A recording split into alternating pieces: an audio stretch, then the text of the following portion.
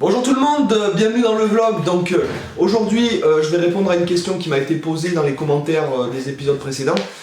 C'est quelle méthode je conseille aux gens de travailler pour en fait travailler leur gamme, apprendre leur gamme et tout sur la guitare. Donc la guitare c'est un instrument particulier vis-à-vis par exemple du piano. Le piano tout est à plat si vous voulez, ça se répète tous les octaves, donc il y a avant les deux touches noires c'est un Do etc. Donc c'est super facile de se repérer.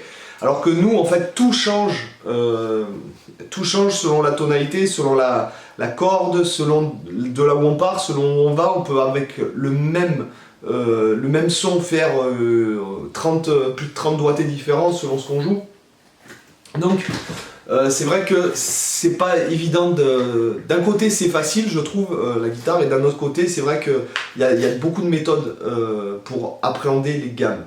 Donc en fait il n'y a pas 50 méthodes non plus, il y a le cage, donc ça c'est le grand truc à la mode, j'ai l'impression, qui revient depuis quelques années. Moi j'ai appris en 3 notes par corde quand j'étais petit, et après j'ai appris le cage lorsque j'ai commencé à apprendre le jazz il y a ouais maintenant ça commence à faire 15 ans. Quand j'ai pris des cours de jazz, mon prof m'a fait travailler le système cage parce que c'était le système expliqué par Joe Pass. Okay, après donc le 3 notes par corde, après il y a le système horizontal, il y a le système, certains appellent ça le système intervallique, donc en fait c'est même plus penser des positions de gamme, c'est penser des intervalles. Et après on peut le faire en diagonale comme ça, en diagonale comme ça, il existe en vérité beaucoup de possibilités, enfin on va dire une dizaine, voilà.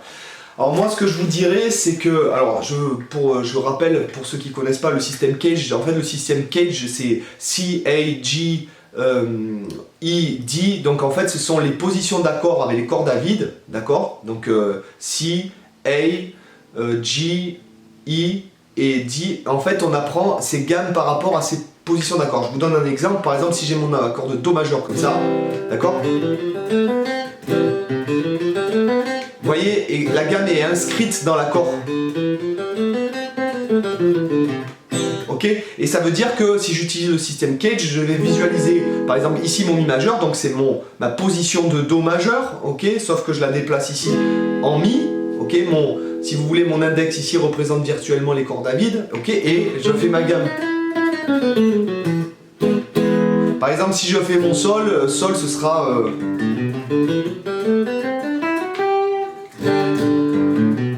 non, avec les cordes à vide aussi.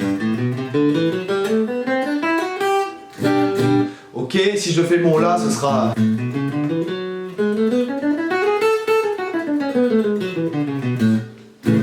D'accord, si je fais mon Ré, etc. Alors, personnellement, je trouve que le principe est cool dans le sens où en fait on visualise, on a une position d'accord et on visualise finalement les notes qu'on peut jouer dans l'improvisation. Donc en gros ça veut dire que si vous visualisez les accords, vous visualisez l'endroit où vous pouvez poser les doigts. C'est-à-dire par exemple si vous avez un La mineur comme ça, dans ce système là si vous voulez, on a un La mineur comme ça, vous voyez mon barré, et par dessus j'ai une gamme, par exemple la gamme pentatonique. Ce qui est le système finalement qu'utilisent tous les gars qui improvisent, on va dire à haut niveau, c'est-à-dire qui visualisent des accords et...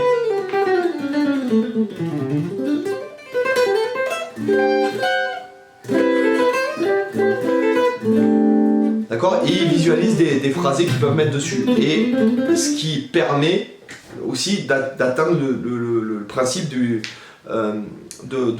la pensée d'intervalle, c'est-à-dire que là vous commencez à connaître fondamental, quinte, fondamental, tierce mineure, quinte, fondamental. Du coup pour trouver la 11e c'est pas très dur, et si vous avez envie d'enrichir votre accord ou même de phraser la 11e parce qu'elle vous plaît à l'oreille,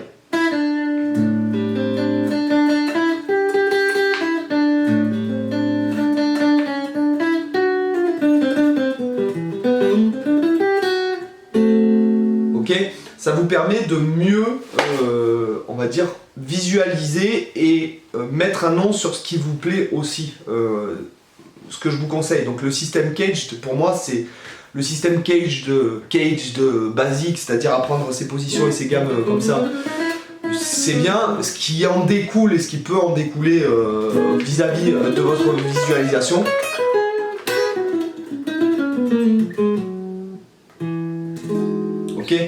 c'est beaucoup plus intéressant. Après, le 3 notes par corde. Alors le 3 notes par corde, moi je trouve que c'est bien, du moins c'est comme ça que j'ai appris. D'un côté c'est bien, et d'un côté c'est vrai que ça a un son, notamment quand on fait du jazz. Il y a certains qui conseillent de plutôt faire leur gamme comme ça, en position. Donc là, si vous voulez, je suis en Do majeur, je visualise mon Do majeur 7 comme ça, et je fais ma position de gamme vraiment. Je pars du Do, j'arrive sur un Do. Et c'est vrai que, même si moi j'ai pas appris comme ça, c'est vrai que ça sonne plus jazz, le fait de rester comme ça en position.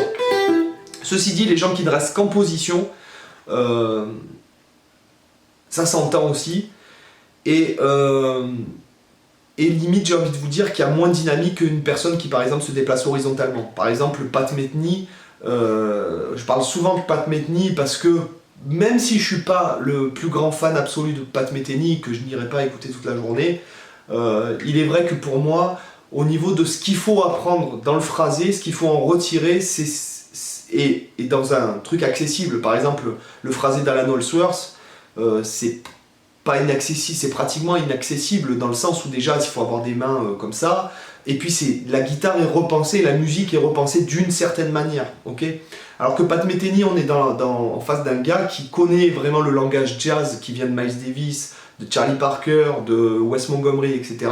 et qui l'a fait évoluer. Et lorsque on écoute Pat Metheny, sans parler de guitaristiquement parlant, en parlant musicalement parlant, ce que je vous disais dans les petits trucs de Pat Metheny que j'ai fait dans les leçons précédentes, c'est vrai qu'au niveau du phrasé, au niveau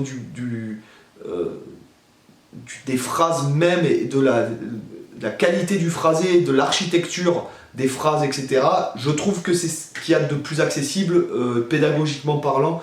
Mais attention, je ne parle pas pédagogiquement parlant pour un élève, pour vous ou quoi, je parle pour moi aussi. Quand je vous faisais le truc sur le blues de Do mineur, je vous disais que les phrases elles étaient sur la barre de mesure. Enfin, c'est vraiment, c'est du lourd, quoi. D'accord? Donc pour en revenir à ce 3 notes par corde, c'est vrai que moi je m'en sers parce que je joue beaucoup en legato, parce que j'ai commencé par le rock et le métal, et que ma pensée, si vous voulez, elle est créée, si vous voulez, c'est ancré dans ma pensée de jeu, c'est ce truc de 3 notes par corde, parce que c'est comme ça quand je pense aussi, hein, même si je me sers pas toujours de toutes les notes, mais comme j'ai appris comme ça, si vous voulez, voilà, ça a faussé un peu ma vision, sans parler de trucs négatifs, quoi. Après, il y a ce truc de jeu horizontal. Donc le jeu horizontal, c'est le fait de jouer en se déplaçant, au lieu de faire par exemple votre gamme de Do comme ça, hein, en position, vous la faites sur une... Et je trouve que c'est un des trucs les plus intéressants pour travailler l'improvisation, c'est-à-dire que ça vous casse, pour les gens qui connaissent leur position de gamme et qui se demandent toujours « Ah mais tiens », et quand ils improvisent, en gros ils font ça.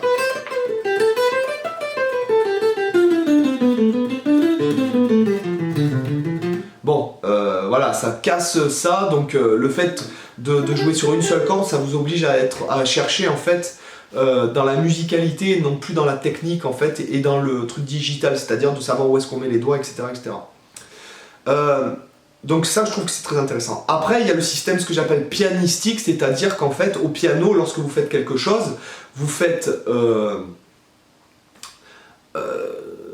en fait quelque chose sur un octave, d'accord, votre position par exemple de gamme, etc., votre doigté de gamme, et vous répétez le même à l'octave supérieure. C'est-à-dire que par exemple, si je faisais sur une gamme de La mineur basique, ou de Sol mineur, tiens, pour un peu changer, donc j'ai ma gamme de Sol mineur comme ça, et en fait je répète à l'octave à chaque fois. D'accord? C'est-à-dire, regardez, je fais la même chose à chaque fois.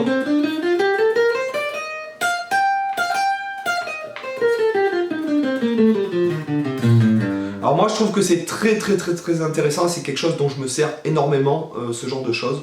Que ce soit pas forcément sur des gammes pures, mais même sur juste des fragments de gamme ou des arpèges par exemple, hein, d'accord, c'est vraiment pour moi une très bonne façon d'apprendre le truc. Donc on pourrait appeler ça donc, le système en octave, ou en diagonale, d'accord, puisqu'on fait une diagonale qui part du grave et qui va dans l'aigu, d'accord, comme ça. Après, il y a d'autres personnes qui par exemple font un système diagonal mais inversé comme ça, par exemple. Pardon. Vous voyez, je suis parti de là. Donc la, sol, fa, mi, ré, do, si, la, sol, fa, mi, ré, do. D'accord? Donc je suis parti de là et j'ai fait une diagonale comme ça. Et ça, c'est quelque chose qu'il faut quand même aussi utiliser, hein, on peut s'en servir.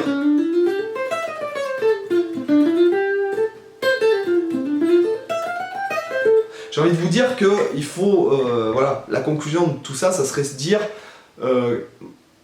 moi je pense qu'il faut tout travailler. Voilà, je pense pas qu'il faille se dire, ah ben non, moi je fais le système cage je fais rien d'autre parce que j'utilise le système cage, ok. Ah non, moi je fais le système 3 notes par corde, mais j'utilise que ça, hein, le système cage sur le jeu sur une corde m'intéresse pas. Y a pas, je pense pas qu'il faille se limiter à une méthode d'apprentissage de gamme, sinon tout votre jeu va en pâtir en vérité, et votre jeu sera cloisonné dans un dans une, comment dirais-je, dans des cases quoi. Je pense pas qu'il faille se dire que en fait que votre jeu et votre improvisation dépendent de la façon dont vous avez appris vos gammes, et je pense qu'il vaut mieux que votre improvisation et votre jeu dépendent en fait de la musique et pas de quelque chose qui est inhérent à votre instrument, d'accord. Voilà, donc après ça c'est mon avis. Après il y en a qui vous diront mais non, voilà, moi je pense que il faut que vous trouviez votre façon de jouer, parce que par exemple il y a des choses que j'utilise pas du tout. Par exemple, j'ai horreur de rester cantonné dans un même endroit du manche, quoi. Voilà, je n'arrive même pas, voilà, d'accord, à le faire. Si je devais me forcer à jouer que là, je peux pas, c'est pas moi. Moi j'ai plus un jeu, je pense, horizontal. Le fait que je joue pas mal en legato aussi, donc c'est quelque chose qui m'oblige à me déplacer aussi, hein, mais pas forcément. On peut jouer en legato, hein, alors qu'on fait on reste dans votre travail en position, par exemple.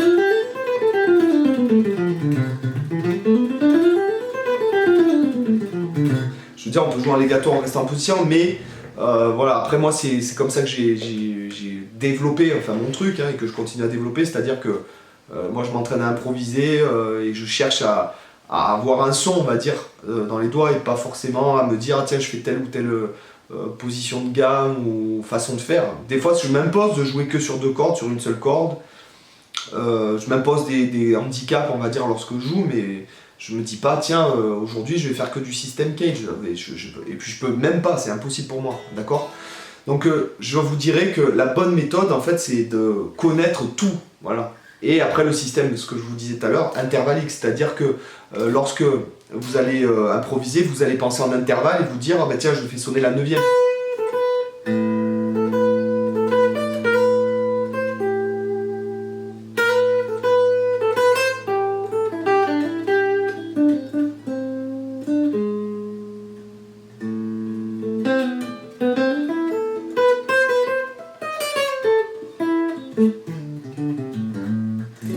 Ok, donc c'est vraiment, je pense qu'il faut mieux penser en termes de notes et de valeur de notes, se concentrer sur la musique, qui est un moment où vous vous concentriez sur votre apprentissage, débroussaillage du manche, etc.